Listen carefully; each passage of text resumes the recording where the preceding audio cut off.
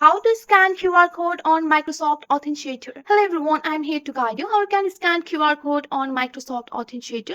So scanning a QR code on Microsoft Authenticator is a common way to set up two-factor authentication for various accounts. So here's a step-by-step guide on how to do that. First of all, you have to download the Microsoft Authenticator from your Play Store or Apple Store. Once you have downloaded that, you have to launch the Microsoft Authenticator app on your Android or iOS device. And you have to go for the accept and go for the confirm option. You can go for the sign in with your Microsoft account if you have, and you can choose the all other platform to set up your account here.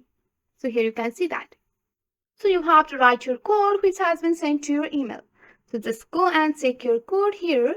Once you have checked your code, you have to write your code here. So you have to write the correct code to verify your email. Just go and sign in. Once you have been signed in, here you can see that they are adding your account here.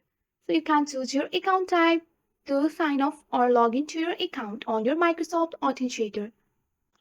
So to set up or scan the QR code here, just click on the plus icon and go for the other account here. And go for the file using this app.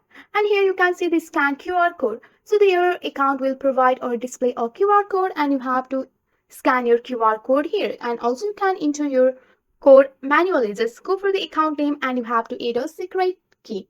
So you can complete the setup here. So with the help of this simple step, you can easily scan the QR code on your Microsoft Authenticator. First of all, you have to install and open up your Microsoft Authenticator on your device and you can add your account.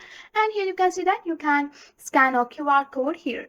So you can complete the setup by verifying this code and save the changes. With the help of this step, you will be successfully add and secure your account by using your Microsoft Authenticator.